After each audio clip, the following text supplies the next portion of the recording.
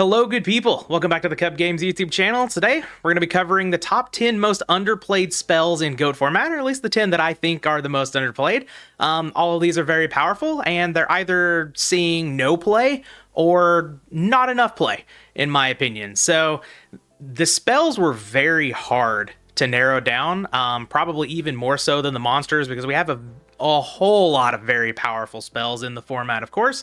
So again, just like with the monster video, if there's anything you think I left off or something that you think should be, moved around on the list, let me know in the comments for sure. We're going to start off with some honorable mentions, and those three that we've got Back to Square One, a Legendary Ocean, and then for just this card's just so fun to play with.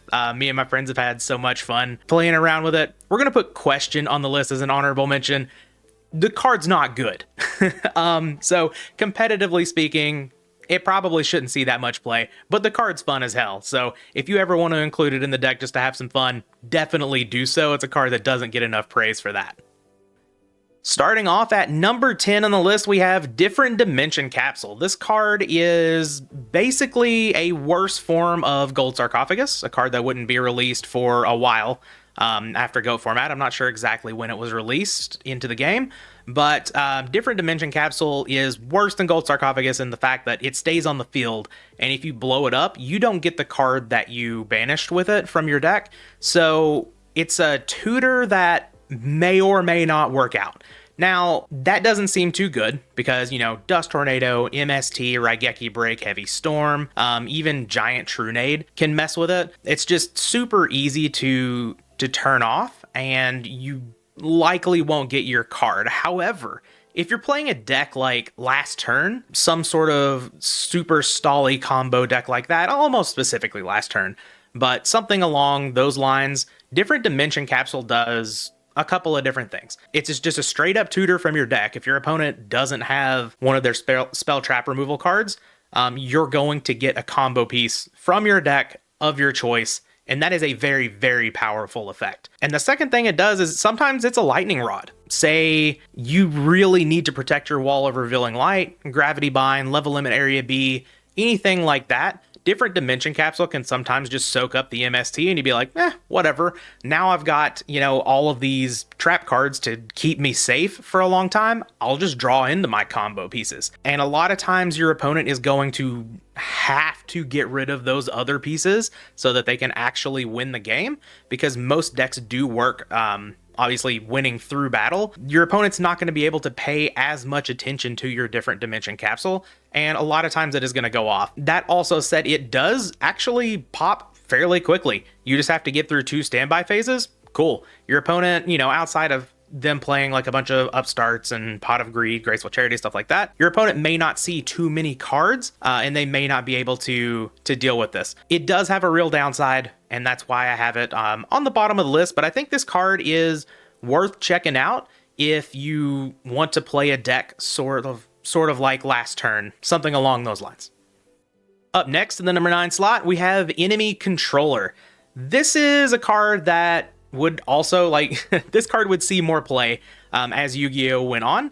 I remember this card seeing play in the Tengu Plant deck back in the day because we, played Scapegoat, played Dandelion, all that good stuff. But we're talking about GOAT format here. What is legal in GOAT format? Scapegoat.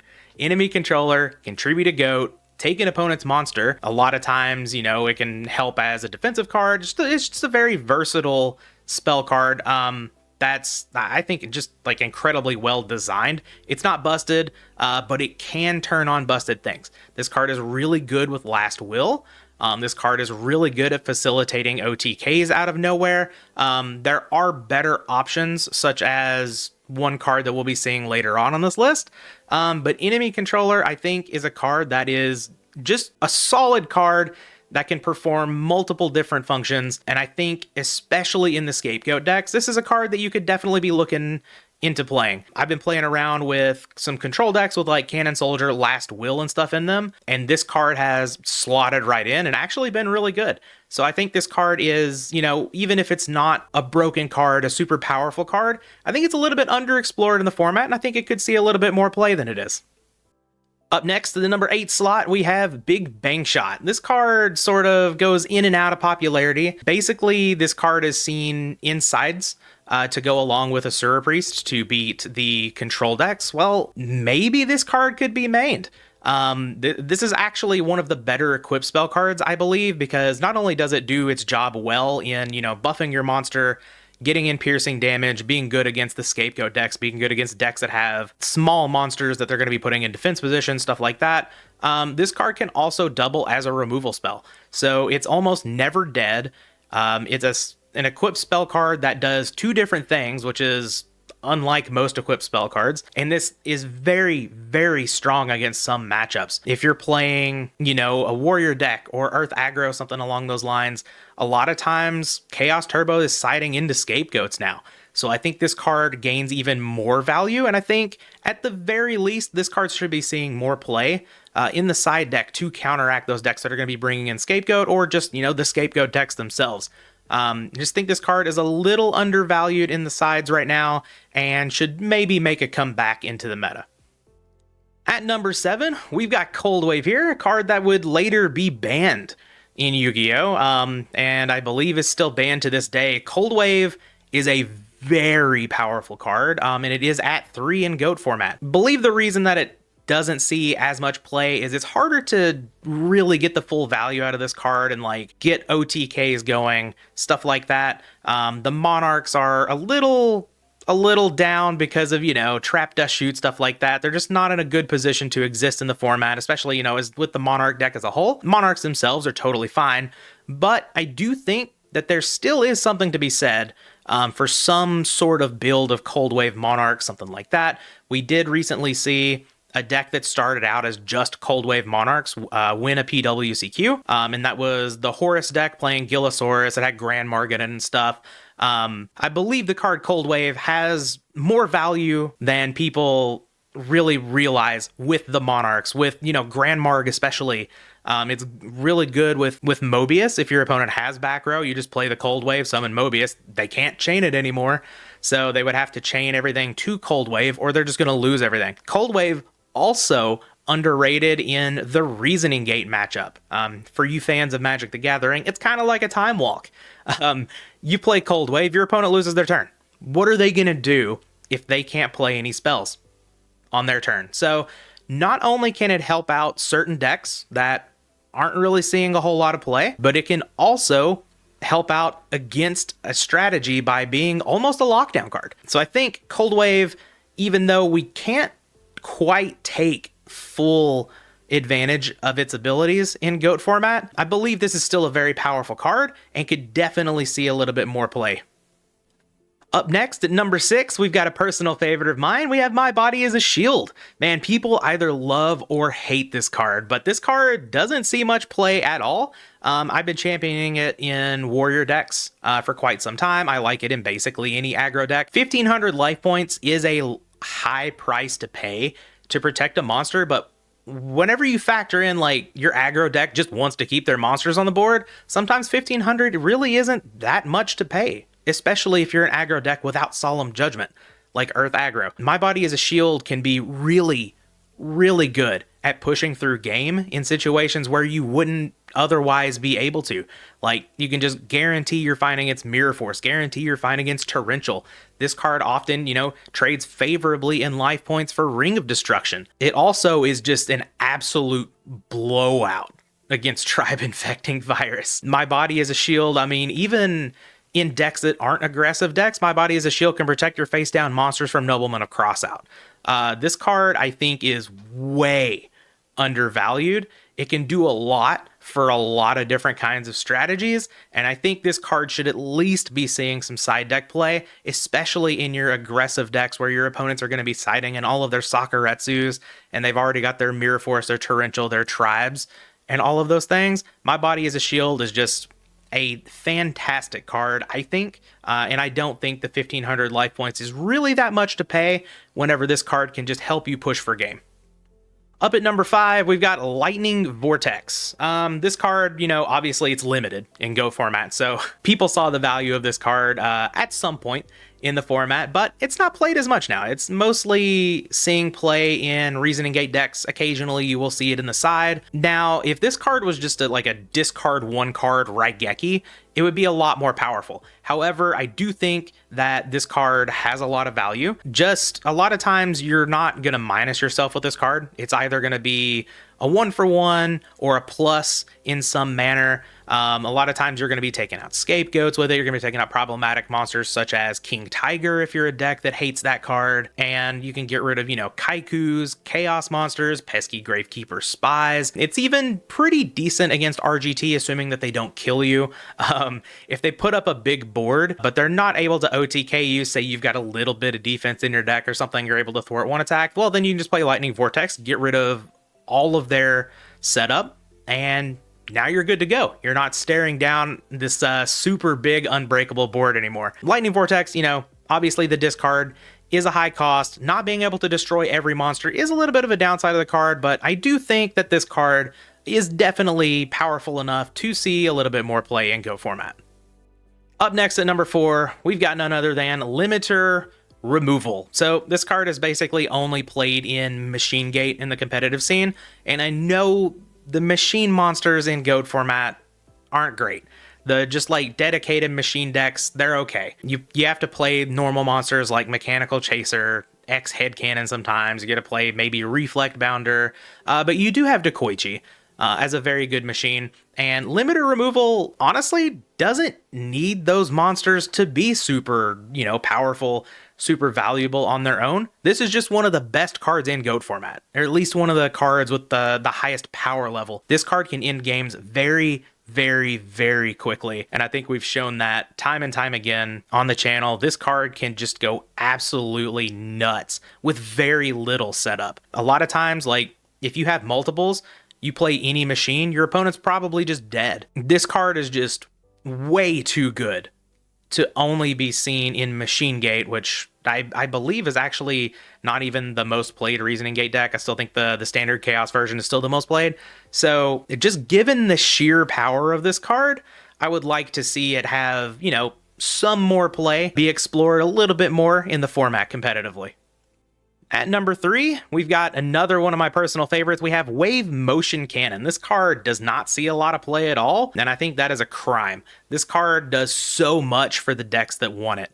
It provides a fast clock, adding up 1,000 extra damage per turn. While it may not seem that fast, it does kill your opponent fairly quickly. Your opponent often has to spend resources to get rid of this card because generally you're doing something else to also affect your opponent's life points. And if they let this sit on the field too long, you just pop it and they die for free. With that said, obviously, just like different Dimension Capsule, your opponent can interact with this. Breaker, MST, Dust Tornado, Raigeki Break, Phoenix Wing Wind Blast, Giant Tornado, all of that good stuff can take out the Wave Motion Cannon, and then you won't get the value out of it as far as a whole bunch of burn damage. But whenever your opponent has to switch focus to this card, again, just like different Dimension Capsule, you're protecting your floodgates, your gravity binds, level limit area Bs, and stuff like that. You're making your opponent use their Raigeki breaks on this rather than maybe like a problematic monster or a nightmare wheel, something like that. And just being a lightning rod for a card that, is generally like a minus is great. You don't have to get the full value out of the card of killing your opponent. Sometimes it being a 1-for-1 and taking out one of your opponent's valuable removal, that's awesome. You just want to tax your opponent's removal as much as possible in the decks that want Wave Motion Cannon, and it does a fantastic job of that. And then the games where you pick up lethal just because you had this card and it worked out to its full potential, great. That's just icing on the cake. This card, I think, criminally underplayed in the decks that would want it, and I think it should absolutely see more play. Up next in the number 2 position, we have Brain Control. This card is so powerful. Occasionally, you'll see it play in the sides if people are playing Mobius or Zaborg or something else to tribute maybe a Jinzo in the side. But this card's just very powerful on its own. It doesn't need the monarchs or tribute monsters to take full advantage of it. Sometimes you just be like, oh, you have a monster over there? Well, give that to me. Now you're dead. I played a PWCQ with Earth Aggro at one point, and I played a couple of copies of Brain Control in the main, and it was great. I didn't play anything to Tribute for. I just played a couple of copies of Brain Control, and I was like, ooh, you got a Chaos Sorcerer? Okay, that's mine. Also, here are all my monsters kill you. This card is just very, very, very powerful, and I think that's shown later on in Yu-Gi-Oh! When it does get banned. Obviously, you can use it with like tuners and stuff, and that's why it got like super overpowered at that point. But I mean, even in GOAT format, you just simply pay 800 life, take your opponent's monster, and just destroy them with it. I think that's definitely worth checking into playing in your aggressive decks. It's also just very good against the aggressive decks because they're playing out these big monsters and all of a sudden you have it. And well, your opponent needs to protect themselves, so then maybe they've got to destroy their own monster. So Brain Control ends up being a +1 that way. And then combine it with the fact that you can play it with tribute monsters, with Jinzo, with the Monarchs and stuff like that. This card gets much more valuable. I think it's really sad that this card doesn't see more play just because the power level of it is so high. So it's, I definitely think, deserving of a very high spot on this list. And I think this is a card that a lot of people should really try to look into a little bit more, especially when building those aggressive decks or trying to add some more monarchs to their deck and stuff. And I think it's also worth noting that this card is very good in zombies, a deck that is sort of waning in popularity as well, where you are, you know, just inherently playing tribute monsters and you're also being aggressive. So I think Brain Control definitely should be played more in GOAT format, and I think it's probably base power level wise, probably just one of the most powerful spells that you can play in GOAT format. All right, and then the number one card on the top 10 most underplayed spells in GOAT format. I'm sure you all saw this coming from a mile away. To go along with the Rescue Cat, we have none other than Last Will. This card's broken, absolutely broken. Just being able to tutor a monster out of your deck to the field is insane. You can talk about how bricky this card can be. You can draw dead Last Wills and stuff, but like, we have Exiled Force, we have Reinforcements of the Army, we have Rescue Cat, we have Enemy Controller on this list. We have all kinds of ways to proc this card efficiently. This card's insane. It can create so many OTKs, just like I talked about in the monsters video with Rescue Cat. Rescue Cat plus Last Will with Stein in the deck is lethal. Not to mention Cyberstein. Just the existence of Cyberstein, I think, makes Last Will super playable. And I think there are so many strategies that can play this card. I don't even think it should be relegated just to the combo decks like Cat Burn and Cat OTK and stuff like that. I think Last Will can be played in control decks. We've seen Alephia play it in an Earth aggro deck. 3 copies of Last Will to go along with Giant Rat. That can do a ton of damage. You can play it with Monarchs. You can tribute, you know, for Zaborg, proc your Last Will, get insane value out of it. You have great targets. You have Cyberstein, you have Rescue Cat, you have Injection Fairy Lily. I mean, literally, like, you have Exiled Force, Hand to go into Sacred Phoenix, which I think is an underrated thing to do as well. And not to mention, Hand can also proc Last Will. The card can just do so much, and the effect is so powerful that this card, I think, is incredibly underexplored in many strategies, not just the OTK decks that I don't think are seeing enough play. Last Will is baseline, just one of the most powerful spells in GOAT format, and it just blows my mind that more people aren't trying to use it. It just seems like a no-brainer as a card that if you're wanting to, you know, try to explore different things for your deck or tune your deck, test out new things, Last Will is just a no-brainer to add. At least in my mind, the card does so much, so efficiently, and with very little setup that it's just a crime that this card isn't played more in GOAT format. And I don't really know what else I can really say about it without repeating myself. The card's just really, really good, and I would recommend to a lot of people, you know, just give this card a try. Play Cannon Soldier in your control deck. Play Hand of Nephthys. Try it out. If it doesn't work out, cool. I'll eat my words on the card, but you know, even if it doesn't work out in other strategies, I think just the explosiveness alone for the OTK strategies make this card valuable enough that it should be seeing a lot more play than it actually is in GO format. Again, I don't want to sit here and repeat myself about Last Will over and over and over. I've preached the good word about this card so much that I think you all get it at this point. But yeah, that's going to be the list of the top 10 underplayed spells in GOAT format. Again, if you all think that I miss some cards, mess some stuff up in this ordering, or you just disagree with me, let me know in the comments. That's going to be the video. As always, we'll be back with the next one.